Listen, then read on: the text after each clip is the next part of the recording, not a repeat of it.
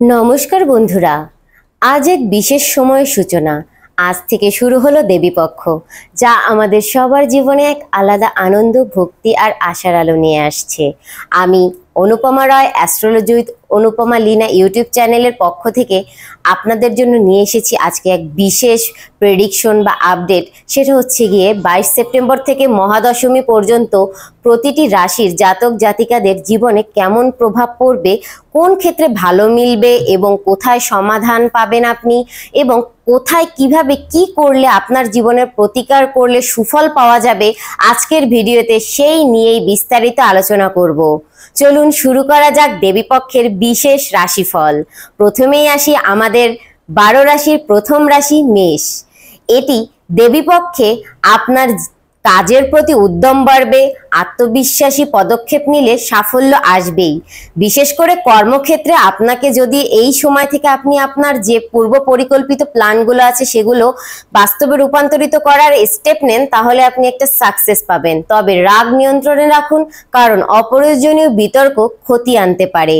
আপনার জন্য এই যে 10 দিন বা 11 দিনের ভালো দিক হলো, নতুন কাজ শুরু হবে, আপনি একটি লিডারশিপ হিসেবে নিজের জীবনকে গড়ে তুলবেন লিডার রূপে। আপনার জন্য সমাধান বা এড়িয়ে চলা উচিত হচ্ছে হঠকারী সিদ্ধান্ত ও ঝগড়া। তাই কেউ যদি আপনাকে কোনো কারণে উত্তপ্ত করতে চায়, আপনি তার কথার উত্তর দিবেন না, তাকে তার মতো বকতে দিন। আপনি শুধু আপনার কাজ এবং আপনার সিদ্ধান্তে অটল থাকবেন, দেখবেন আপনার জীবনে একটি সাফল্য অবশ্যই চলে আসবে। আপনার জন্য প্রতিকার হচ্ছে প্রতিদিন সকালে সূর্যদেবকে প্রণাম করা, সূর্য প্রণাম করা এবং লাল ফুল অর্পণ করা।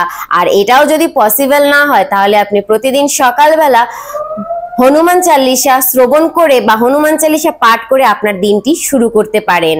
এছাড়া এবার আমরা চলে যাচ্ছি দ্বিতীয় রাশি বৃষ বা টরাস। বৃষ রাশির জন্য দেবীপক্ষ হবে আর্থিকভাবে লাভজনক একটি সময় পর্ব। পুরনো বিনিয়োগ থেকে উপকার পেতে পারেন, যেখানে আপনার কোনো রকম আপনি হোপই ছেড়ে দিয়েছিলেন, সেখান থেকে আপনার জন্য পজিটিভ কিছু আসবে। পরিবারের থেকে স্নেহ ভালোবাসা পাবেন, তবে জেদি না হয়েই চলাটা আপনার জন্য শ্রেয়। আপনার জন্য এই সময়কালের ভালো দিক হচ্ছে আপনার অর্থ লাভ হবে এবং পারিবারিক আনন্দ আপনি সর্বদা অনুভব করবেন। আপনাকে এড়িয়ে চলা উচিত অহংকার ও অতিরিক্ত ভোগবিলাস থেকে, তাহলে আপনি অর্থ যে আপনার কাছে আসছে ওটা ব্যয় হয়ে যাবে না, আপনি ভালো কাজে ব্যবহার করতে পারবেন। আপনাকে প্রতিকার রূপে আমি বলবো, শুক্রবার মা লক্ষ্মীর পূজা করুন এবং শ্বেত চন্দন ব্যবহার করুন। আপনি শ্বেত চন্দন দিয়ে টিকাও দিতে পারেন, বা আপনি শ্বেত চন্দন দিয়ে স্নান করতে পারেন, বা আপনার ঘর যে পরিষ্কার করছেন সে ঘর পরিষ্কারের সময় শ্বেত চন্দন সেই পানিতে মিশিয়ে বা জলে মিশিয়ে পুরো ঘরটাকে পরিষ্কার করে নিতে পারেন। এবার চলে যাব মিথুন বা জেমিনিতে। যোগাযোগ ও সম্পর্ক বাড়বে আপনার পরিচিত অপরিচিত সকলের সঙ্গে। বন্ধু বান্ধব ও নতুন পরিচয় থেকে উপকার পাবেন। আপনার যদি কোনো জায়গায় কোনো কারণে আপনি আটকে রয়েছেন কোনো কাজে, এবার আপনার কোনো একজন পরিচিত মানুষ বা হঠাৎ কারোর সাথে আপনার ভালো সম্পর্ক তৈরি হলো, সে আপনাকে এমন একটি পরামর্শ দিবেন বা এমন একটি পথ বলে দিবেন যা আপনার সেই যে আটকে থাকা কাজগুলো সেগুলো সুফলভাবে আপনার জীবনে প্রতিফলিত হতে সাহায্য করবে।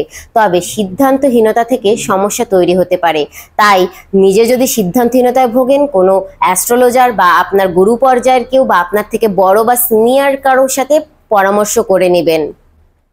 আর পড়াশোনার জন্য এই সময়টা খুবই ভালো যাবে যারা স্টুডেন্ট রয়েছেন বা জব প্রিপারেশন নিচ্ছেন, যেটাই হয়ে থাকুক। মিথুন রাশিদের এড়িয়ে চলা উচিত গসিপিং করা এবং সিদ্ধান্তহীনতা থেকে নিজেকে বাঁচানো। আপনার প্রতিকার হচ্ছে বুধবার সবুজ বস্ত্র পরিধান করুন এবং গণেশ পূজা করুন। কর্কট রাশি, পারিবারিক কেন্দ্রীয় বা পরিবার কেন্দ্রীয় এই সময় আপনার জীবন বিশেষ করে ফলপ্রসূ হবে। আপনার জীবনে মায়ের আশীর্বাদ এবং ঘরোয়া শান্তি আপনাকে মানসিকভাবে স্থিরতা দেবে।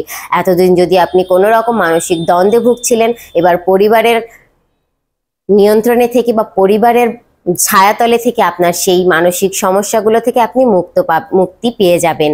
তবে আবেগে ভেসে গিয়ে কোনো রকম বড় সিদ্ধান্ত নিয়ে নেবেন না। কোনো সিদ্ধান্ত নেওয়ার আগে অবশ্যই কারোর সাথে কনসাল্ট করে নেবেন বা অ্যাস্ট্রোলজিক্যাল কনসালটেশন নিয়ে নেবেন। হতে পারে সেটা আমি বা অন্য কেউ, যার কাছ থেকে আপনি সুবিধা মনে করুন বা যার কথা আপনার ভালো লাগে তার সাথে যোগাযোগ করবেন।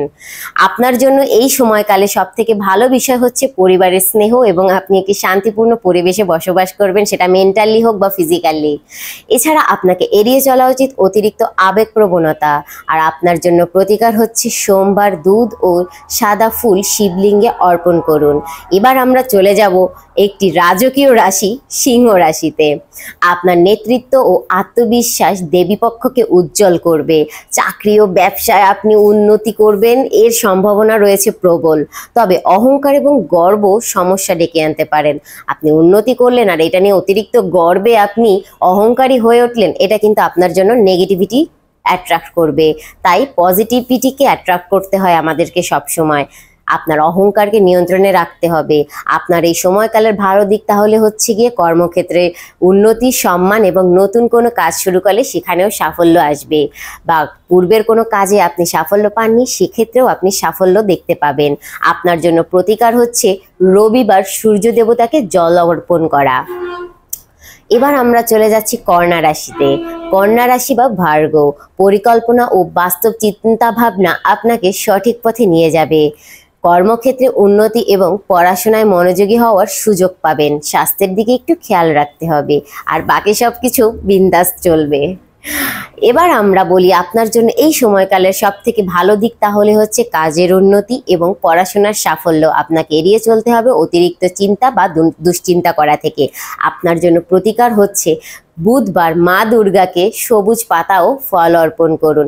এটা আপনি মন্দিরে গিয়েও করতে পারেন, বা আপনার গৃহে মা দুর্গার ছবি থাকলে সেখানেও করতে পারেন, বা আপনি মনে মনে এই সংকল্প করলেন যে আপনি মা দুর্গাকে সবুজ পাতা এবং ফল অর্পণ করবেন। এই সংকল্প করে আপনি একটি গাছের নিচে গিয়ে জল দিয়ে আসতে পারেন এবং ফলটা কোনো গরিব শিশুকে বা কোনো ভিখারিকে খাওয়াই দিতে পারেন। এবার আমরা চলে যাচ্ছি তুলা বা রিবরা রাশিতে। সম্পর্কের ভারসাম্য রক্ষা করা দরকার। প্রেম ও দাম্পত্য জীবনে কিছু উত্থান পতন হতে পারে, তবে বোঝাপড়ার মাধ্যমে সমস্যার সমাধান হবে, তাই ভেঙে পড়বেন না। তবে আপনাকে আর্থিক দিকে অবশ্যই সতর্ক থাকতে হবে। আপনার জন্য সব থেকে ভালো এই টাইমটার বিষয় হচ্ছে আপনি সৃজনশীল কাজে সাফল্য অর্জন করতে পারবেন। তবে আপনাকে এড়িয়ে চলতে হবে সম্পর্কের ভুল বোঝাবুঝি থেকে। এতে আপনার খুব ভালো সম্পর্ক বলুন, সেটা আপনার পরিবারের লোকজন, এমনকি আপনার প্রিয়জনের সাথেও। ঠিক আছে, তো আপনার জন্য প্রতিকার হচ্ছে সম্পর্ক যেহেতু এখানে রয়েছে, সেজন্য শুক্রদেবকে তো এখানে রাখতেই হবে। তাই শুক্রবার শ্রীকৃষ্ণ পূজা করুন, বা শ্রীকৃষ্ণের অষ্টোত্তর শতনামও শুনতে পারেন, আর তুলসী গাছের প্রদীপ দিন। এবার আমরা চলে যাব বৃশ্চিক রাশিতে। স্করপিও, গোপন শত্রু বা হঠাৎ কোনো সমস্যা দেখা দিতে পারে, তাই একটু সাবধানে থাকুন। আপনার পিছনে কি নিয়ে কথা বলছে এটা তো আপনি জানতে পারবেন না, তবে যদি আপনি একটু সতর্ক থাকেন তাহলে অবশ্যই সমস্যা থেকে বেঁচে যাবেন। তবে ধৈর্য ধরে চললে আপনি বিজয়ী হবেন। রহস্যময় কিছু ঘটনা আপনার সাথে ঘটতে পারে যা আপনাকে চমকে দিবে। আপনার জন্য এই সময়কালে ভালো দিক হচ্ছে আধ্যাত্মিক বা আত্মিক শক্তি বৃদ্ধি পাবে। আপনাকে এড়িয়ে চলা উচিত রাগ এবং প্রতিহিংসা।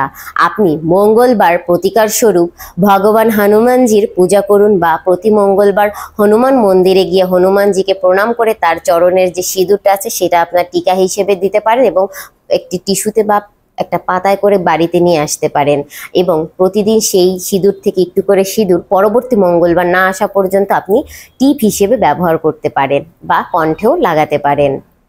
এতে আপনার জীবনটা আরও পজিটিভিটিতে অ্যাট্রাক্টেড হবে। এছাড়াও রয়েছে পজিটিভিটি অ্যাট্রাক্ট করার জন্য নানা রকম মেডিটেশন, রেইকি হিলিং সহ নানা রকম অবস্থা, যা আপনার জীবনকে আপনি কোন দিকে গেলে সাফল্য অর্জন করবেন, আপনার সম্পর্ক হোক, পড়াশোনা হোক, চাকরি হোক, স্বাস্থ্য হোক, সব কিছুই আমরা অ্যাস্ট্রোলজি, ট্যারট রিডিং এবং সাইকিক হিলিংয়ের মাধ্যমে জানতে পারবো এবং সমাধানও করতে পারি। এর জন্য অবশ্যই যোগাযোগ করতে হবে স্ক্রিনে দেওয়া নাম্বারে। তো কথা না বাড়িয়ে আমরা পরবর্তী রাশি ধনু স্যাজিটেরিয়াসে চলে যাচ্ছি। ভ্রমণ এবং নতুন সুযোগ আসতে পারে, তাই আপনি একটু খেয়াল রাখবেন কোথা থেকে ভ্রমণের সুযোগ চলে আসবে, এবং এগুলো আসলে অবশ্যই কমেন্ট করে জানাতে ভুলবেন না যে আপনি বলেছিলেন আমার জীবনে এটা ঘটেছে। এতে ভালো লাগে শুনতে, কারণ আপনাদের মঙ্গল কামনা করা বা আমার দ্বারা যদি আপনাদের ন্যূনতম একটু উপকার হয়ে থাকে, এটাই আমার সব থেকে বড় চাওয়া। এর থেকে বেশি কিছু চাই না। পড়াশোনা এবং আধ্যাত্মিক কাজে আপনি মনোযোগী হবেন, তবে অতিরিক্ত ঝুঁকি না নেওয়াই ভালো হবে। আপনার জন্য এই সময়কালে সব থেকে ভালো দিক হচ্ছে ভ্রমণে সাফল্য, পড়াশোনায় উন্নতি করা।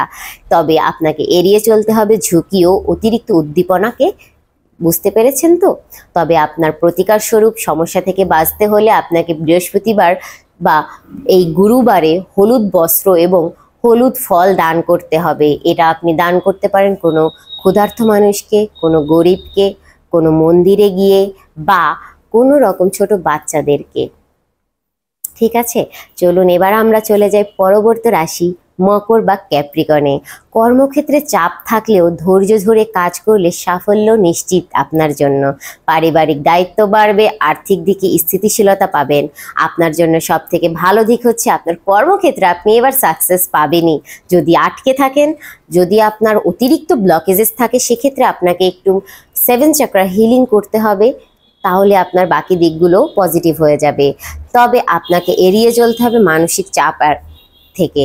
মানসিক চাপ আপনাকে আপনার যে পজিটিভিটিটা আসতে পারতো সেটাকে ব্লকেজেস হিসেবে তৈরি করবে, বাধা তৈরি করবে। তাই আপনার জন্য প্রতিকার শনিবার শনি মন্দিরে প্রদীপ জ্বালান, বা আপনি প্রত্যেক শনিবার ওম সাংশানে শারায় নমঃ এই মন্ত্রটি 11 বার করে ঘরের বাহিরে তুলসী যে টব আছে সেই তুলসীর টবে প্রদীপ জ্বালিয়ে ছাদের বাহিরে গিয়ে বা মানে মাথার উপর যাতে ছাদ না থাকে এরকম একটা সিচুয়েশনে তুলসী মন্দিরে বা তুলসীর গাছের নিচে প্রদীপ জ্বালিয়ে ওম সাং শানিশ্চরায় নমঃ এই মন্ত্রটি 11 বার জপ করবেন।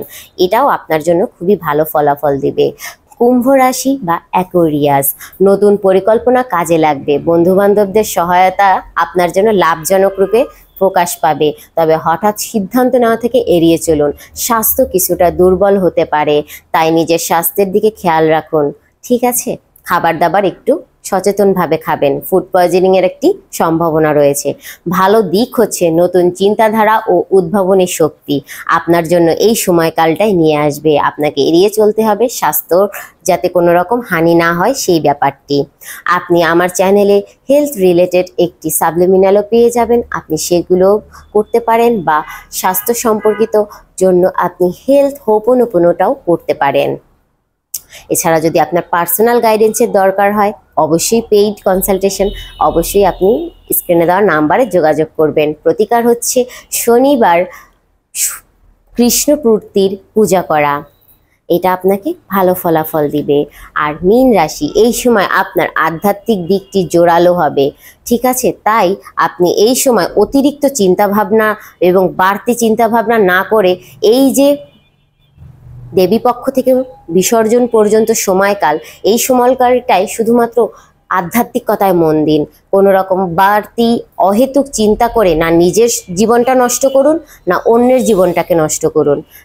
আপনার অতিরিক্ত চিন্তাভাবনা কারো জন্য ক্ষতিকারক হতে পারে। প্রেম এবং সম্পর্কের ক্ষেত্রে আপনার এই সময়টা মধুর হবে। আপনার পার্টনারের সাথে একটি ভালো সুন্দর সময়কাল শুরু হবে। তবে অর্থ ব্যয় নিয়ন্ত্রণ রাখা খুবই দরকার। ভেবেচিন্তে ব্যয় করবেন। কোনো কিছু কেনার আগে অনেকবার ভেবে তারপরে পদক্ষেপ নেবেন। আপনার জন্য ভালো দিক হচ্ছে প্রেম এবং আধ্যাত্মিক উন্নতি। সাবধানতা অবলম্বন করতে হবে অর্থ ব্যয়ে। এবং আপনার জন্য প্রতিকার হচ্ছে প্রতি বৃহস্পতিবার বা গুরুবারে হলুদ ফুল অর্পণ করা। আজ আমরা জানলাম দেবীপক্ষের প্রথম দিন থেকে মহাদশমী পর্যন্ত 12 রাশির ভাগ্যফল এবং আপনার রাশি কোনটা, আর এই সময়কালের ফলাফলের সাথে আপনি নিজেকে কতটা মেলাতে পারছেন সেটাও কমেন্ট করে জানাতে ভুলবেন না। কমেন্ট বক্স আমি অবশ্যই সবার চেক করি। যারা কমেন্ট করেন তাদের জন্য আমার শুভকামনা, যারা ভিডিও দেখেন তাদের জন্য আমার শুভকামনা। ভিডিও ভালো লাগলে লাইক, শেয়ার এবং সাবস্ক্রাইব করবেন। আর হ্যাঁ, যারা নিজেদের ব্যক্তিগত সমস্যা যেমন চাকরি, ব্যবসা, প্রেম ও বিবাহ জীবনে এবং পড়াশোনা এবং কেরিয়ার লাইফে আপনি কোন দিকে গেলে আপনার জন্য বেটার হবে এই সমাধান খুঁজছেন, তারা অবশ্যই আমাদের সাথে যোগাযোগ করবেন। আমরা আমাদের পক্ষ থেকে আপনাদের জন্য রেখেছি reiki healing, angel healing, violet flame reiki healing, neurological যে প্রেডিকশন সেটি এবং জ্যোতিষ শাস্ত্রের যে প্রেডিকশন আছে সেটিও। তাই দিক নির্দেশনার জন্য এই বিষয়গুলো আপনাদেরকে আমাদের কাছ থেকে সাহায্য করতে পারে আপনার লাইফে একটি সঠিক ডিসিশন নিয়ে সাকসেস পেতে।